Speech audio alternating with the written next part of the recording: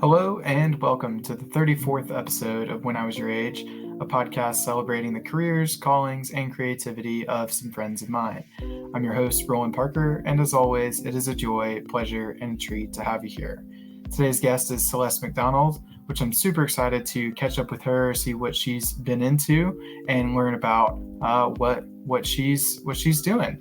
A little bit of housekeeping before we bring Celeste on, though. Make sure that you follow the Instagram at WIWYA pod. And thank you guys so much for the support. At the time of recording, we are at 1,386 followers, which means so much for you guys and all the support that you offer week in and week out.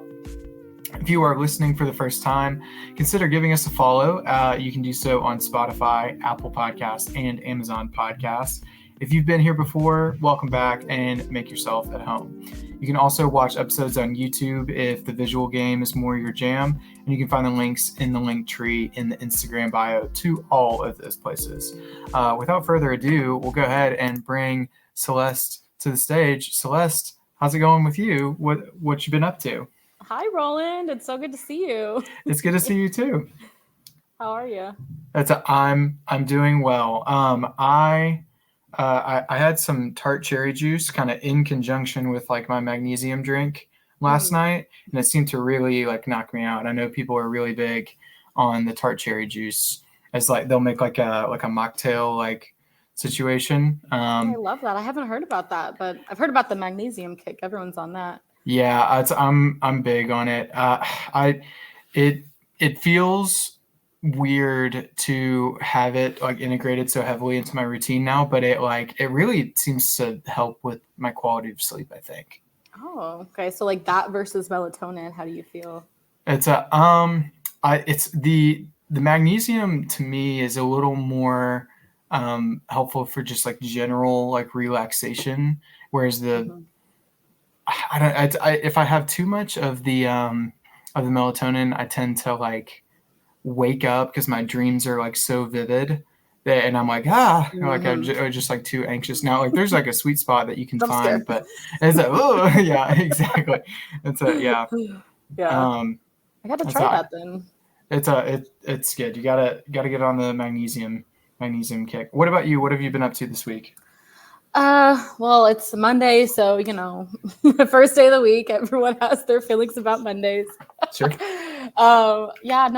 Work is going good. I've just working a lot. I recently had a trip out to visit my sister and meet my new nephew, which was really exciting. Ooh, cool. But like ever since I've been back, I've just been like trying to get back into a routine, and like it just messed up my sleep being out there. And I know, like you said, I probably need to get more of that magnesium, but I don't know. I just feel like I'm still fighting. Like, okay, yeah, I'm still on vacation mode, but I need to get back into reality. The travel like hangover almost of like trying to get back into a routine or just like settling back into your regular rhythm is so tough. Because I went on a work trip, not this past week, but the week before, and I just felt like all of what I was doing this past week was like trying to catch up from the previous one. Like that's all that it feels like. Mm-hmm. It's like you're always playing catch up, and I'm like, okay, when do I get back to reality? And then just in time to do something else.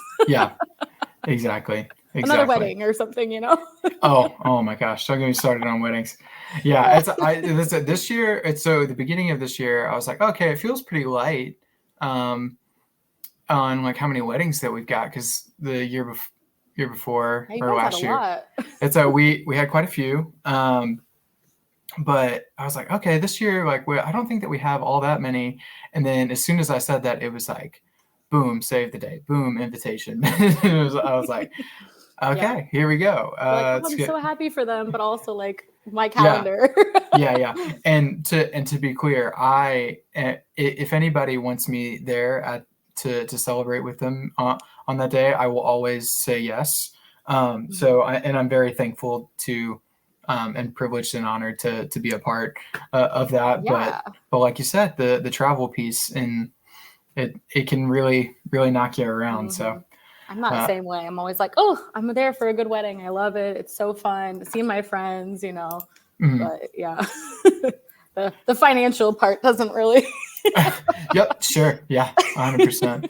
Well, if you folks aren't, make sure that you go ahead and follow Celeste on Instagram. You can see that in there. So did you have any, it's your handle is just the first name, last name. Did you have any like special handles like growing up or like interesting usernames? I had such an embarrassing one when Facebook first came out. And Okay. I had just moved to Florida and I was like, oh, I'm going to go on Facebook and reconnect to all my friends from Indiana because that's where I just moved from, 7th grade, and didn't have a dog. We never owned a dog really. And my username was Celeste _loves _Yorkies. And it still haunts me to this day. I'm like, it shows up on things and I'm like, get this out of here. Like have you ever owned a Yorkie or has we finally own Yorkies now, but that was like 10 years prior to owning a Yorkie. I manifested it for my family though.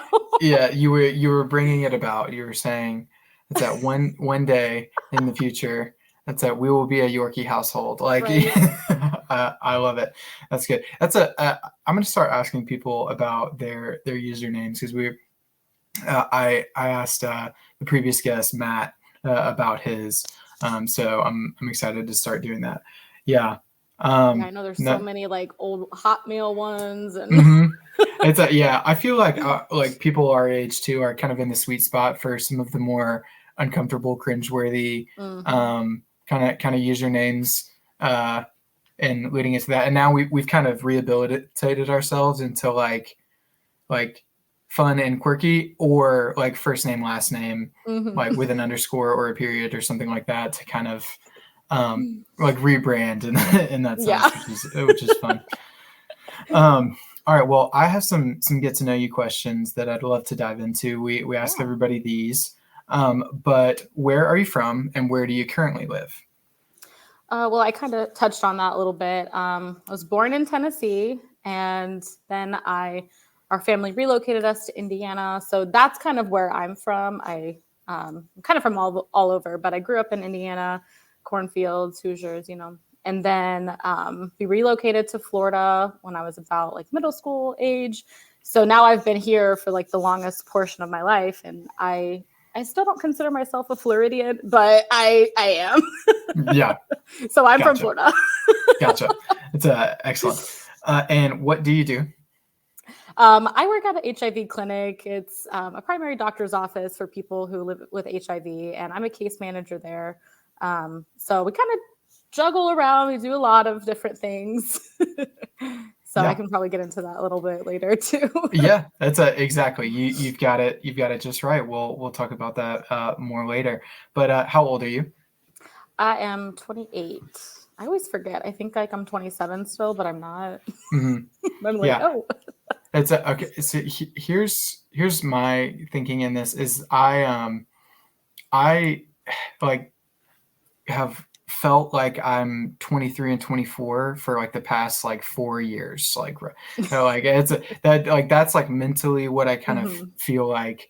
So and that's I think part of the reason why I lose track so easily. But it's funny that you say that because I've had a string of like a whole bunch of episodes where everybody's like kind of unsure. They're like, it's this, I think. Yeah. It's you have to wait. I think you have to look. I just had a birthday, so I was like, oh yeah, I'm 28. But nice. Okay.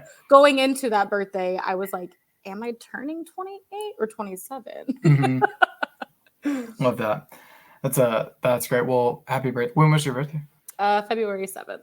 Nice. Well, happy belated to you.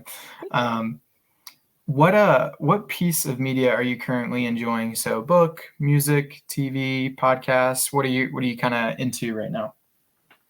I kind of do it all. So sometimes I'm depending on what I'm in the mood for that day. So like I got into reading last year, so I do like to read.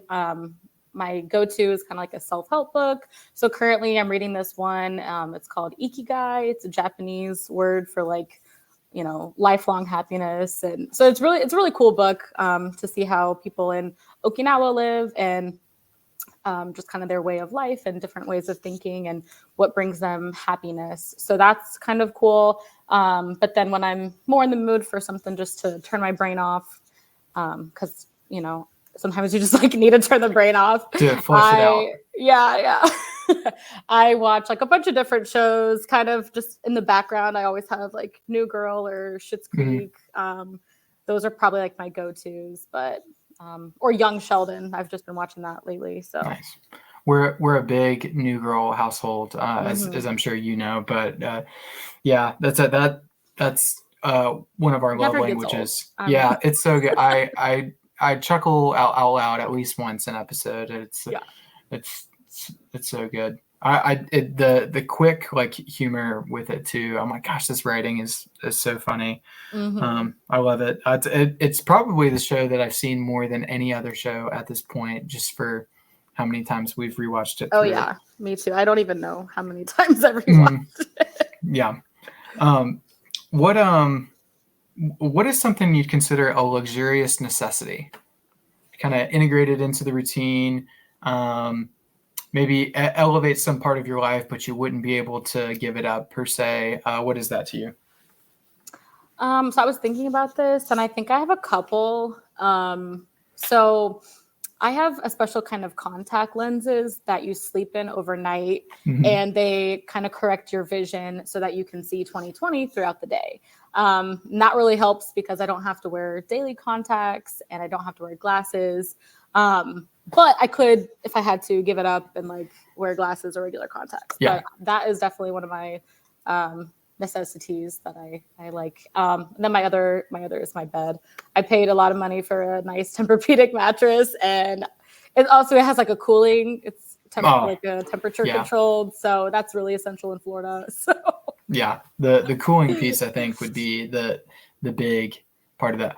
But going back to the contacts, I have explained your situation to so many people before, because I'm like, listen, I have a friend and she wears her contacts at night and it shapes her eye, and she doesn't have to wear them for like during the day. It like puts the shape of the cornea. So the shape of the cornea corrects that and puts it in the right mindset, in the right headspace. And then throughout the day, she doesn't have to wear them. They're like, that seems so fake. I'm like, it's not real. I explain it all the time, like at least once a week. And people are like, you're not supposed to do that. That's like the go-to response I get. And I'm like, it's okay. Actually, it's really bad to sleep in your contacts. I was like, it's okay. These are meant to be. No. And they try to like disagree with me. And I'm like, it's okay. You are the only person that I have ever known that has that setup. Like I have monthlies.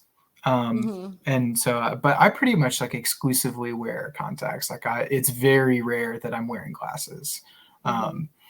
But yeah, it's kind of cool. Like my cousin, she's an eye doctor. So when we moved to Florida, we got set up with her, and she was trying out these new contacts. They're called CRTs, or corneal refractive treatment. And so she tried them on me and my sister, and she was like, okay, you guys are going to be my guinea pigs, test them out, and we'll see how they work. And we still wear them to this day. So you only have to replace them probably like every couple of years. Or if you lose them, I have lost one before, like in the London airport. It was terrible. I was on the floor looking around and I couldn't find it. So I was just, oh man, What you were taking it out in the airport? Like how did you lose it in there? I was flying to London for my senior trip, and we slept on the plane. So when we got there, it was daytime, and it was like, okay, go. So I, slept in my contacts on the plane, and then I was taking them out in the airport bathroom, and one of them it popped out and I could not find it. Oh man. So I had to wear like a daily and then like have no contact. It's good that you had that backup though. That would have been really, really sucky. It was quite the experience. Okay. What do you have any bits that you're doing, running jokes that you have with yourself or close friends or anything like that? Tell me about that. I don't know. I'm kind of quirky, so I do a lot of weird stuff that my friends point out, and they're like, and then I notice it. One thing that I'm doing a lot is I'll be in the middle of a conversation with somebody. It can be funny, serious, whatever. And they'll say something. And whatever it is, it's like the exact words from a song lyric. And I start singing that song. I'm just like, it's like an itch I have to scratch. I just like start singing that lyric. Mm-hmm. And then I'm like, okay, and you were saying? And I go right back to the conversation. Just like, do you ever feel like a plastic bag? Is that you're right there just interrupting? Like, yeah, that's good. Or like, yeah, just say something. Say something. I'm giving up on you. That's good. Oh man, so you just can't help yourself. You have to intervene. Yeah. You have to say it. Yeah. And it's happened in my professional life too. And I'm like, oh, so I gotta catch myself like holding back. That's what I'm like, okay, I need to. Or sometimes I just let it out and they laugh or they don't. Nice. I love that. Oh man, that's good. Interrupting with the songs, that's perfect, because our next question is one that we ask and we compile all the answers into a playlist. So if you had the opportunity to replace the national anthem with any song on your playlist, what would that be? Tell me a little bit about why that's your choice. So kind of with like my music choices all over the spectrum as well. I don't know, like I listen to some like Irish pub rock playlist, and then also musicals and like country. So maybe like the national anthem. Mm-hmm. I thought here's something that kind of helps me frame it too, is like if you envisioned yourself at a sporting event and everybody, like the announcers like coming over the loudspeaker, like it's ladies and gentlemen, please remove your hats and rise as you're able for our nation's for our country's national anthem. And like what do you envision like playing in that moment that's not the Star Spangled Banner? I think it would be kind of cool if everybody just like started singing together like the theme song of The Greatest Showman. Like, This is the greatest show. I don't know. That, or like, going deep into like finding a meaning of a song. Like, I don't know. I like the Harry Styles song, Treat People with Kindness. That's also kind of one that I think a lot of people could get behind, but it's also just like definitely random and weird. It's I think The Greatest Showman is going to be an excellent addition to that. Yeah, it's such a bop. I jam in my car and I'm like. Mm-hmm. Yeah, I'm pretty sure the Housers are really big on The Greatest Showman. Oh, and if I'm misrepresenting the Housers, I'm so sorry. They'll correct you. Yeah, it's they'll reach out and they'll say so. I'll offer a retraction. And then last question here is, how do we know each other? Well, we know each other from Camp Airwood back in the day. I don't even know what year I started working there because it seems like forever ago. But then also when I start thinking about memories, I'm like, that was just like yesterday. Mm-hmm. So it's got that weird the aspect of it. But yeah, we had a lot of fun at camp. We were, all of us counselors, we got together and we were, no personal space for 6 weeks, and we got to know everybody. Mm-hmm. Yeah, I love it. Some of my fondest memories and my greatest friends, like overall, it's just very special time. And I think a lot of people have that in the camps that they worked at, but you didn't have it like we had it at our camp. You're not as ours was definitely the tops. Yeah, like all the skits. Like you always, Roland, your cabin always had the best skits. And no matter how hard anybody else tried to like beat you guys, no, your cabin hands down. I was like crying, laughing every time. The one that I'm thinking of is like the car salesman, or like the one where you guys you like acted as the counselors. The campers had to act like the counselor.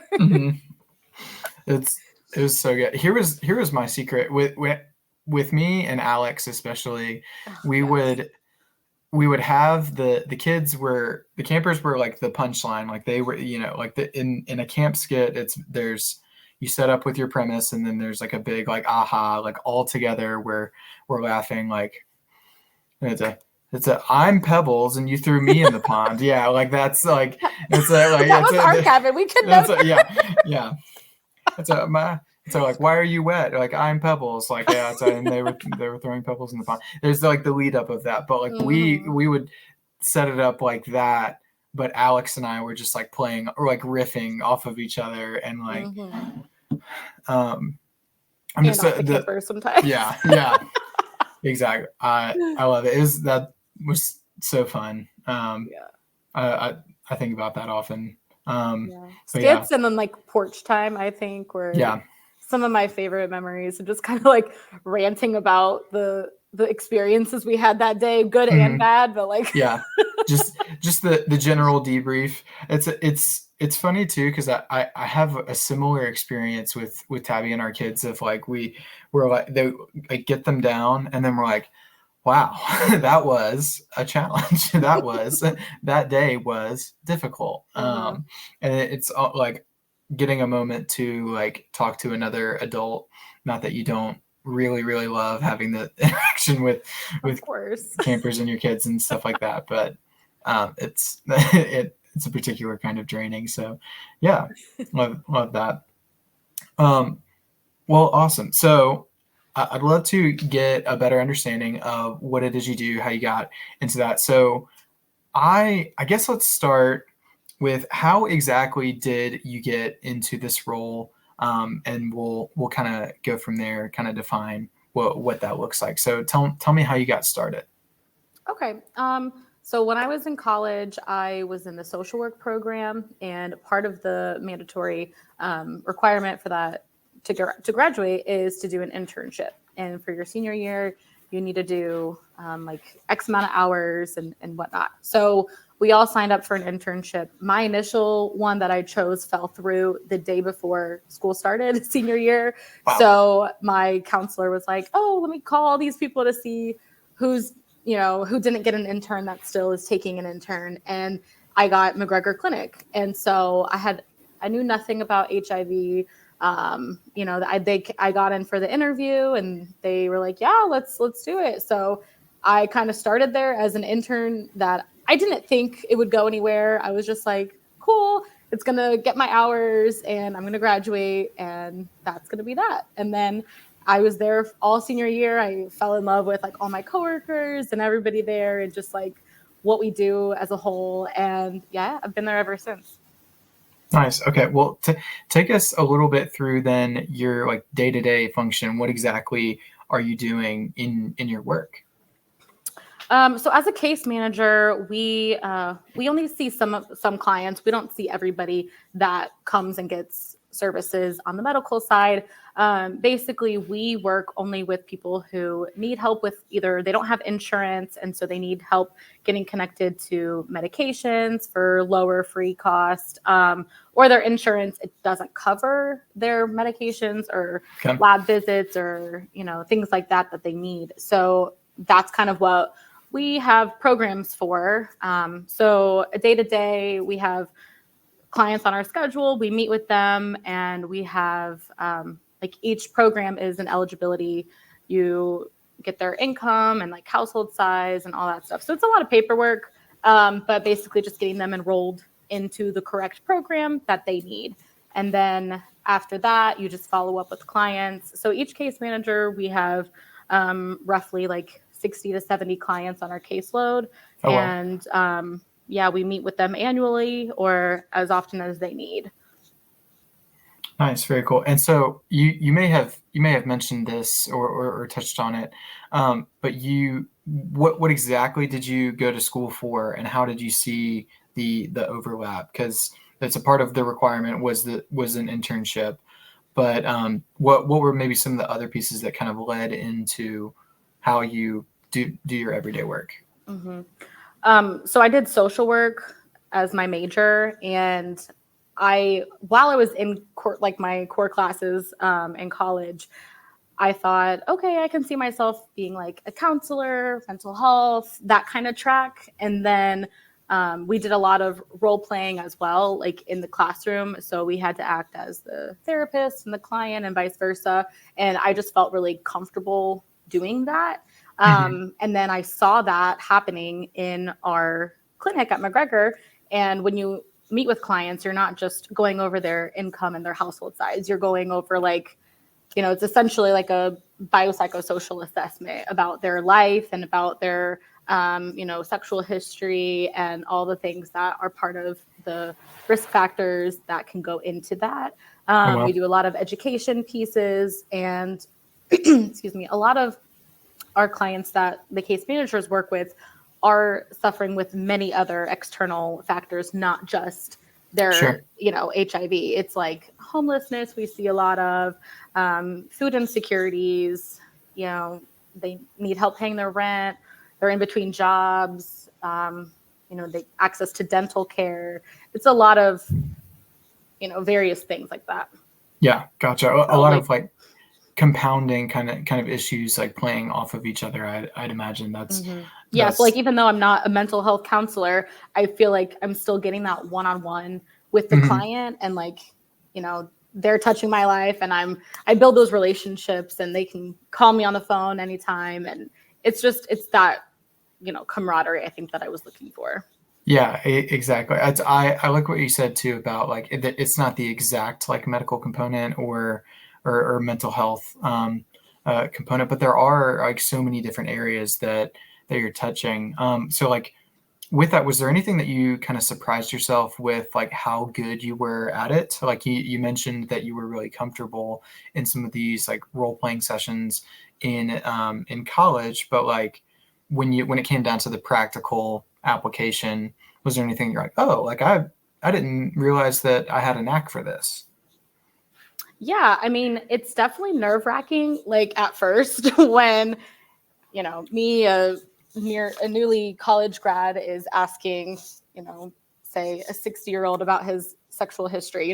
For me, that was kind of uncomfortable at first, but after, getting to know them, that's not the only question you're asking. You're getting to know all about their lives, their families, their jobs, and what they're struggling with. And they kind of feel like they can confide in you. So that's kind of what I think I'm good at. I'm like a good listener, and I can just be that comforting listening ear for them.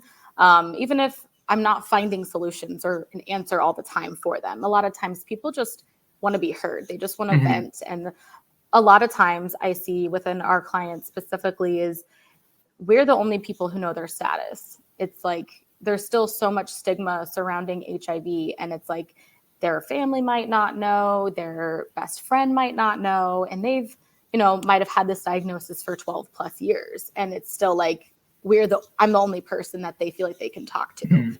So that's a big part of building that trust and that comfortability. So that was pretty easy for me to pick up on like right away. Nice. That's really cool. And you mentioned the stigma piece. I wonder, even as even we're pretty far removed from like the initial kind of wave of the AIDS pandemic and like all of the stigma that came with that. And there's it's a pretty big history with how that has developed and changed in the way that people talk about the illness. But have you seen people kind of approaching you differently or reacting differently to you, like just knowing that like that's the field that you're working in? All the time.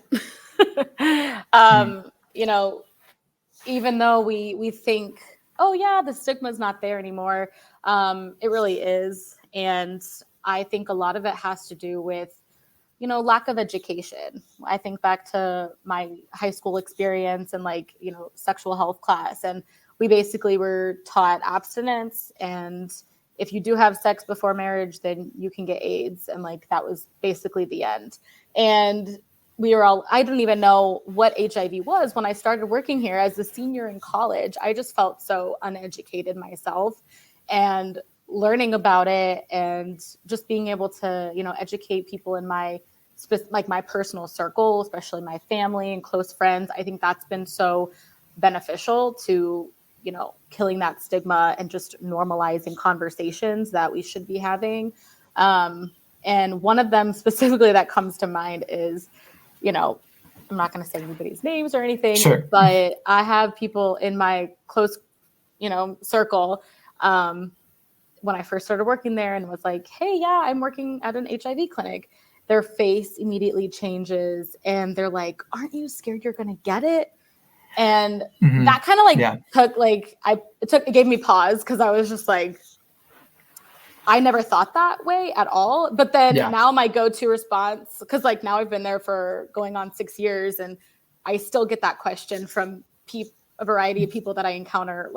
And now my go-to response is, well, I'm not having sex with my clients and I don't share needles with them. So no. Gotcha. Yeah.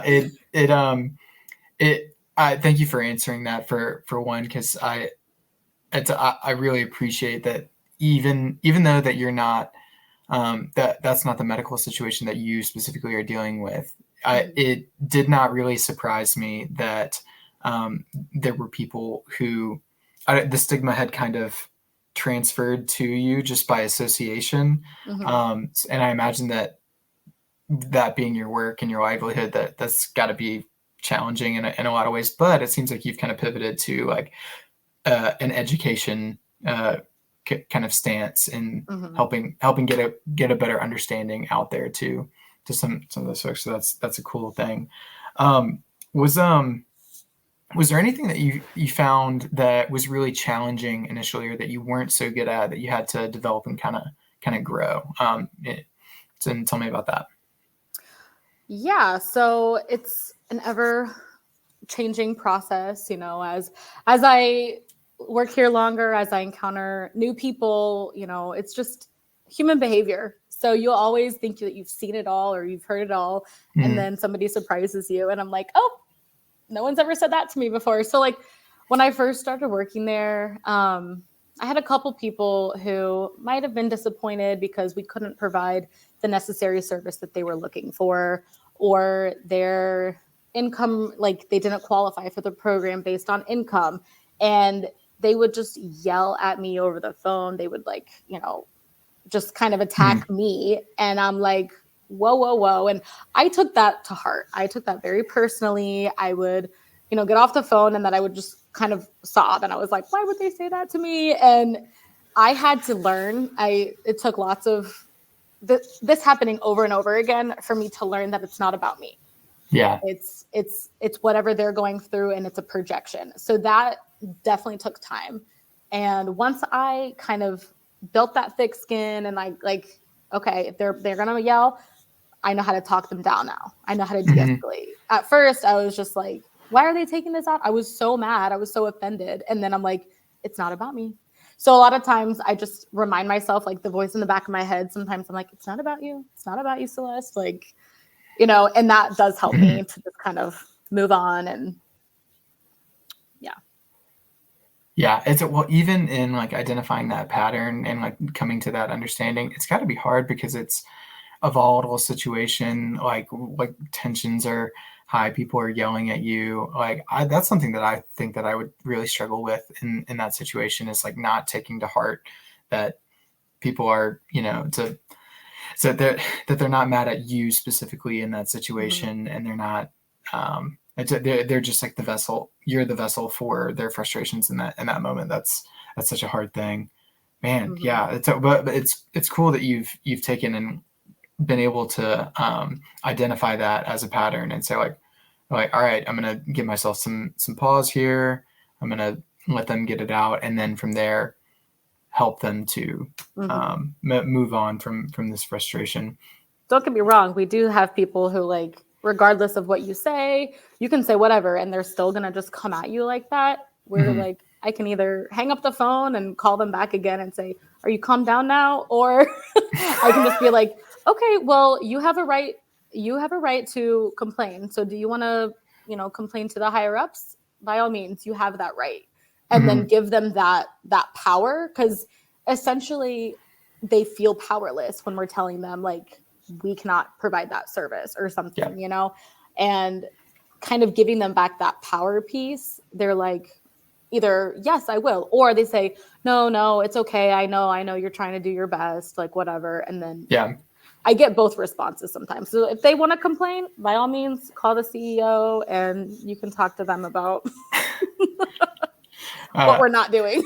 Yeah, that's right. Well, in thinking about that, in passing that along or giving them it, in giving clients that tool as a resource, I imagine that you'd have to be able to have a good relationship with your coworkers, managers, bosses, to know that like that is something that you're going to be doing and doing frequently. So tell me about how that dynamic, like how do you rely on your team, managers, stuff like that? Well, I can share a story that I did have a client. She was working with me for a little while, and sometimes you don't click, and you can't force it. And at the end of the day, like, I'm providing a service, I'm just doing my job, and it's okay if we don't have that like bond that I might have with other people that I work with.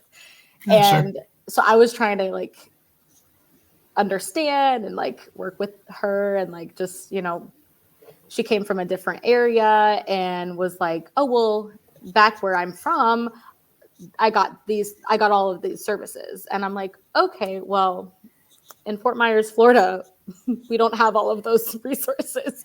So kind of like breaking bad news to her. And then she just didn't like what I was saying. And everything was like, let me talk to your supervisor. Let me talk to your supervisor. And I said, okay. So I went right to my supervisor and I said, hey, this is the situation.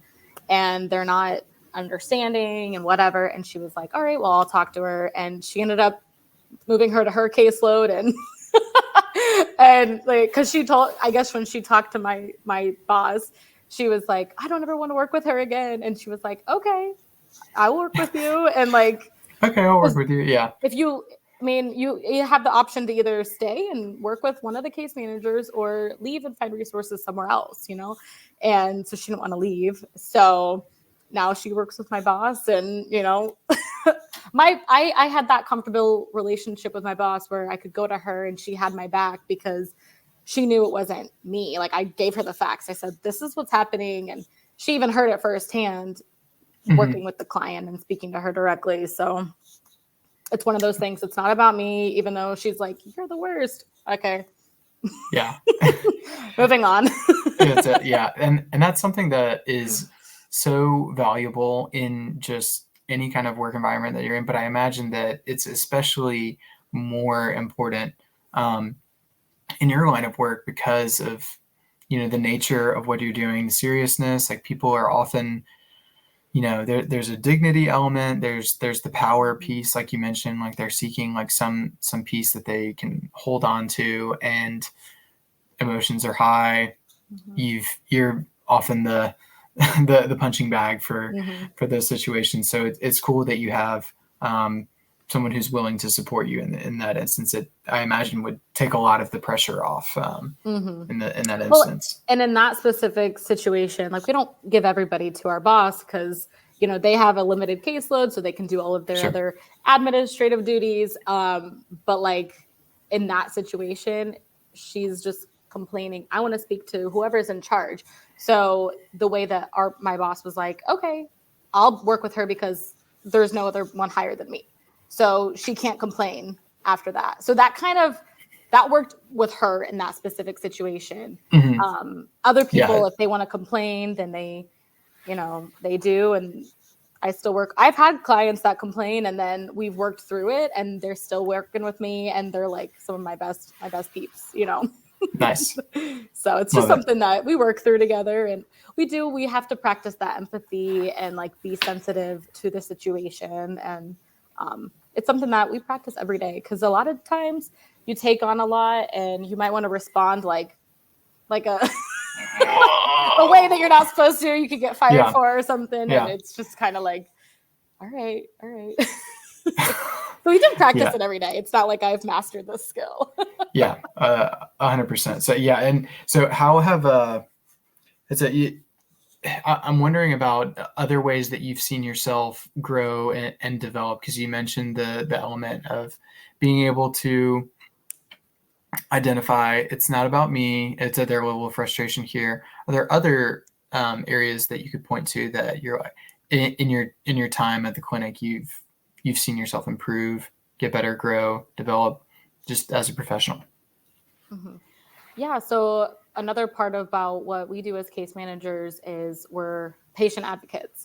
So we have to advocate on behalf of them to our higher ups for certain approvals for funding and things like that, or we call other doctors' offices that we're referring to. It's like specialists, or we need somebody to get a scan and we're paying for it because it's part of the funding program that they're enrolled in.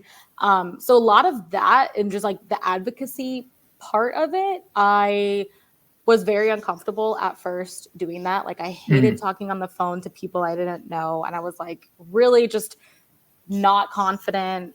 And that definitely took some time and practice. And I can remember when I first started working there, I would like type up a script of what I was going to say before calling, and then like reading it from the script, and then realizing after I did that for a while, I was like, oh, I can go off book, and then, just throw in my, improv or whatever. And then now it's just a conversation. It's so easy. It's so effortless that like we make the joke all the time, like, okay, well now we have to case manage ourselves. We have to call our own doctors and schedule appointments. And like, it's just, yeah. I don't want to do that for myself. I'll do that for anybody else, just not for me.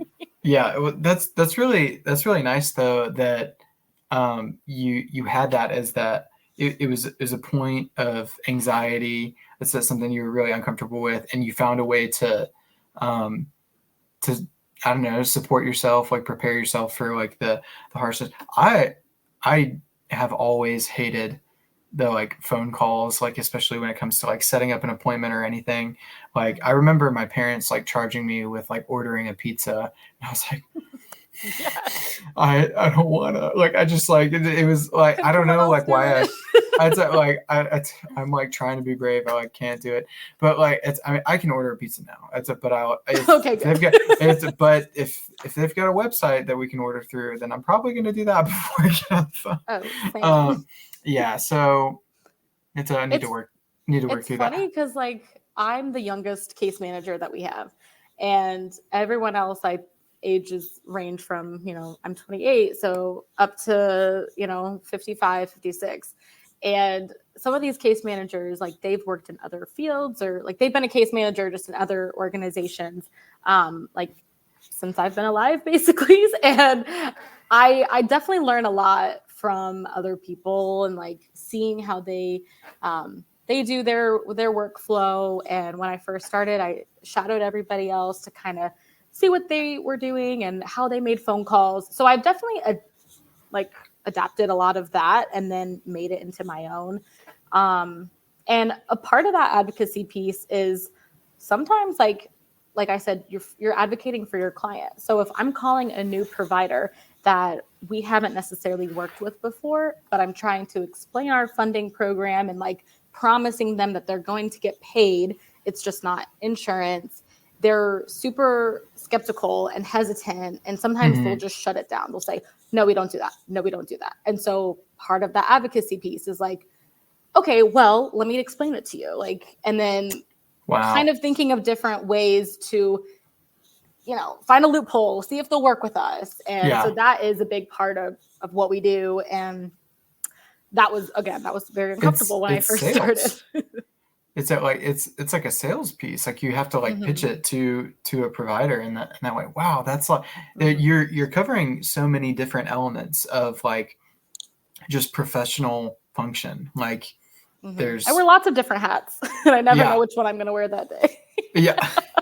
Yeah. No, that's wild. I mean, it's like very like HR generalist and like call center and like customer service and like sales and like all of these like different things kind of bundled into one. Mental health. It's like an element of like counseling and like, it's wow. I didn't really think of all of the ways that those fields would interact in one role. Like I could see definitely how a clinic or or other service like that would, they would have all of those functions, but I didn't really think about one person handling all of that for one client. That's so interesting. Yeah, it's a lot sometimes. It's very exhausting work, but also very rewarding. And we're all empaths. We all have a heart for our clients. And at the end of the day, that's what keeps us going, I think. Nice. I love it. What do you think it is in the future for you? Do you imagine stepping into similar but different kind of roles, or doing this kind of long term, or is it kind of vague at this point? What do you kind of see for yourself in the field that you're in? Well, for the past couple of years, I've been kind of struggling to see what's next. And I say that because case management it's very hard to move up. It's like you're either a case manager or you're in a leadership position over the case managers. And so at our clinic, those positions just have always been filled. And so the only way to move up is if somebody were to leave. And so at least for the past couple of years, I've been okay, I've gained a lot of experience. I'm ready to be challenged in a different way. And I've been kind of feeling, pulled in a couple different directions. And I actually just got a promotion because my supervisor moved. She gave us her 2 weeks and was like, hey, I'm moving back to be with my family. So she left and that position kind of became available. And they kind of tweaked it for me because I'm not stepping in directly to the supervisor role, but they're giving me admin duties and more responsibilities so I can still support our team, but then also still have my caseload as well. So that's just happened last month. So it's very new, it's very fresh. And like I said earlier, I'm getting back from vacation. So I'm still just, I'm very exhausted, but it's a good learning curve right now. Good. Yeah. Well, one, congratulations, because that's cool to have that opportunity, and cool. That's also a really cool opportunity that they would have the flexibility to kind of, work with you in this transition-y kind of influx kind of role where they're combining some of the things, offloading some of the admin stuff onto you and giving you that opportunity. So I think that speaks to the level of trust that they've got in you. That's a great thing. That's awesome. So that you've started in doing this already, or that's kind of coming down the pipe, or where are we at? Yeah. So timeline. It was the end of February. I was leaving to go visit my sister in Oregon, and my supervisor was moving, and so I got 2 weeks of crash course training because she was leaving, and they were like, all right, well, yeah, now's the time to ask all the questions and learn as much as you can, because once she's gone, that's it. So that was kind of high pressure. And the main thing with my new job, I'm a senior case manager. So eventually the goal is to step into that supervisor role, but they're it's like a stepping stone. So part of my main responsibility is auditing. So we're auditing the other case managers as well as myself every time we do our eligibility with our clients. So it's a whole packet of paperwork, and there's a lot that goes into it. So with our clinic, we work underneath a lead agency, and they report to the state. So that's where our funding comes from. And that lead agency audits us. So we do our internal audits to make sure that we're A1 when we send them off to get audited. Okay. Because nobody wants to come back and be like, oh, the lead agency audited us and we have all of these errors we're doing wrong. That just looks bad. So our clinic does these internal audits, and it's it is a lot, but it's great. I actually kind of like doing it, and I'm all right, cool. I'm getting into a flow of it. And it's just the weirdest part about that is auditing myself because I'm still doing the paperwork and the eligibility. And then when it comes to audit day, every Tuesday is audit day. So I'm auditing myself, and then I'm slapping myself because I, made weird error that I'm like, I've never done that before. Why would I do that? So that's just kind of funny. That's so funny, and it's like a unique perspective to kind of look. What I wonder. So, how are you looking at just like I'm having a tough time like imagining what kind of lens you're looking at like your own work through, where you are identifying the problems and issues. Because I feel like if I made the mistake already, I'm probably gonna have a harder time like pinpointing it like on the back end. But I guess maybe not if you've been removed from it for a week. So part of like just the audit, it's basically a checklist. So okay. it's like this. I have 2 screens. Love a good 2-screen desktop. Mm-hmm. Great. So one screen I have the audit, and then the other one is like the checklist. So I'm basically going through each client's chart from like the week prior. So each person that came in and the case manager met with them and did this eligibility, that's what we're auditing. So I have a checklist, and then I just go into that client's chart, and it's like, okay, was this done? Was this done? No. Okay. So that's kind of how I'm able to remove myself from being like, like not marking my own thing wrong, if that's what you mean. Yeah, I get you. So like a quality control of like, we want to make sure that there's uniformity in the way that all the client interactions are happening or different stuff like that. Okay. Gotcha. Yeah. Everything is paperwork based. So that goes back to the state. And it's just like, a lot of it is taxing. And we wish that, back in 2019, we went quote unquote paperless, and we're still doing all of this paperwork. How they mean paperless is we no longer have like the paper files, but everything is still done on paper, and then we're scanning it into the computer. So it's on like an electronic file. Right. So it still is lots and lots of paper. But I feel that. I'm in human resources, so I'm no stranger to paperwork and forms and different stuff like that. And it is the least fun part of my job for me. Tabby loves paperwork. She loves to fill out a form. She loves to like sit there and sign an initial. I am not a fan of it, and I don't like to look at it, and I don't like to read through it. But yeah, it's just one of the more like mind-numbing experiences, I think. But I feel like that's also like kind of a skill that I didn't want, but now I have. Is like going through paperwork. Like, if like in my personal life, if my friends or roommates or parents need help going through like insurance documents, I'm like, well, let me have a look.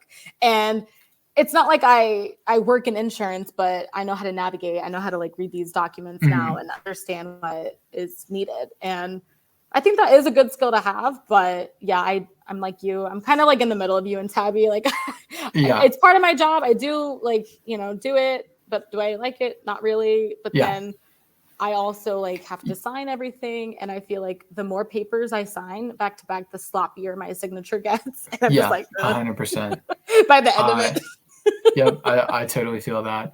No, but that is cool that you've seen like some real life application that you can take and pivot and turn around to like helping out some friends. Like, hey, like let me at least try to navigate this. I don't know the exact system, but I could probably there's some transfer of skill that I can apply here. I always love to see that. That's good. Well. That's all the questions that I have. However, we have a tradition of guests asking guests questions. So what I've got for you is a question from our previous guest, which is Matt McNaughton from episode 33. And he's got a question for you, which is, what's the best example of hospitality you've ever seen? So he's rooted in that hospitality field. He's opening up a restaurant and pub. So I wanted to extend that opportunity to him, and then you'll get to ask a question to somebody else. But what is that to you? What's the best example of hospitality you've seen? I've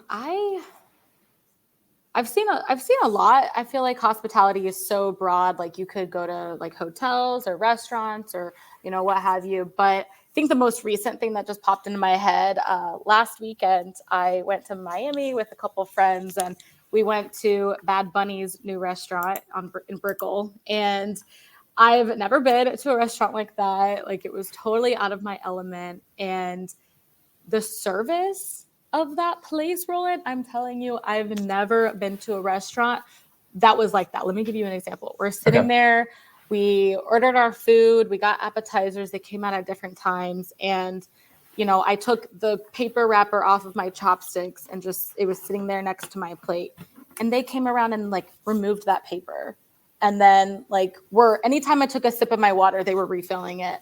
Nice. I got up to go to the very bathroom. Attentive. Yeah. I got up to go to the bathroom and I came back and like my napkin was like refolded into like the fancy like folding. And like my silverware was like back to where it was supposed to be. And like, yeah, it was I used to work in the service industry, and I was like, I've never witnessed this. And I loved it. It was out of my element. It was definitely like awkward at first, but then I was just like, I didn't have to worry about anything. And it was so attentive, and it definitely made that experience. And the food was obviously amazing, but the service, I just could not stop reading about it. Nice. That's cool. So it's Bad Bunny's restaurant, and the name of it is Gecko. Gotcha. I'm not familiar. Well, I don't frequent Miami. I wasn't either. It was. I don't either. Love it. But I've gotten into like situations before. You mentioned like the filling up the water really proactively. I've seen people kind of like almost taking it personally and like getting in a duel with the waiter of like looking at them and like trying like downing like their water to like get to the bottom. And stuff. But the silverware component and like rearranging like the napkin and everything, that is like very different from like anything that I've seen before. Like like being, it's like, can I get anything out of your way? It's like you're refilling, like checking on like frequently, but if you like spilled a food or like anything on the table, they were coming around with their napkins, like wiping it off. Like they were cleaning the table while you were sitting there eating. And like, it was just a presentation, like it was always presentable. So just like a pristine like dining experience all the way through. That's pretty cool. I would like that. It would be, I think, a lot to adjust to at first, because you don't expect people to like intervene like in that moment. Like you're like, oh, if there was like a spill, like like that spot's probably going to be wet for the rest of your dinner. But then they're like, oh no, we're gonna go in and get that. I love that. Matt, great question. Thank you for asking it, and that was a great answer. Thank you for answering. But what's a question that you'd like to ask the next guest? You can go anywhere with this. I won't steer you in any direction. So what's something that you'd like to ask? I don't know. Try to be funny or serious. I don't know. It's anything that you like. Okay. What is like a myth about adulthood that you learned as a child? Like something you learned as a child and you thought like, this is what it is. And then as you became an adult, you were like, that's not it. Nice. So a myth about adulthood that was disproved like as you got older and like into it. Okay. Yeah. I got you were like raised in it and you believed it to be fact until you found it to be not. Gotcha. I like that. Well, I'm excited for our next guest to answer that question. That'll be a cool one. Yeah, I like that. I'm trying to think of like a good the one that comes to my mind is like, I was raised in a Baptist culture, and it was like you go to high school, you go to college, and the joke was like you get your MRS degree, and so like you get married, and then like that's it. That's your life. It's like, so all of this is like leading to getting married, and then like that's it.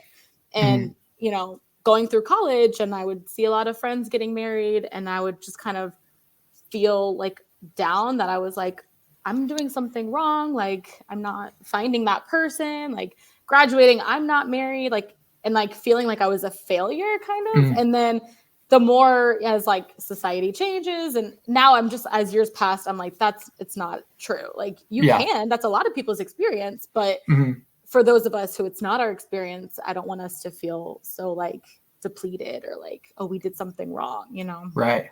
And even in that moment too, of like, if that there's no real sense of like finality, like I feel very close to like what you're saying in that, like, oh, like you go to high school and then you graduate and then that's it. Like it's done. It's over. Like you've, that's like the peak or the mountaintop or whatever. No one talks about what happens after that.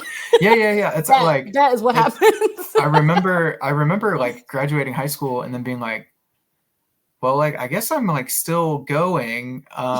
It's weird that I'm like continuing on past this moment, I guess, like not like in a morbid way or anything like that. It was just like, I don't know. I was like, I thought this was going to feel like a much bigger culmination. Not that it wasn't special or anything like that. And I loved like that moment and the sense of achievement and everything, but it was like, yeah, I guess we're still doing more. I very much kind of relate to that of like, we're still moving on. Right? So we're still going. Mm-hmm. Yeah, that's it. I'm excited to ask that question. That'll be a good one. Yeah, well, I want to hear what people have to say. So Celeste, any parting thoughts before we wrap it up for the episode? Parting thoughts. I mean, going back to just like killing the stigma, I would say if you're listening to this and you don't know your status, go get tested. And if you think like you are not at risk of having HIV or whatever, just like get tested and know your status. That's the only way to know. And if you do have HIV, if you do test positive, there are so many resources.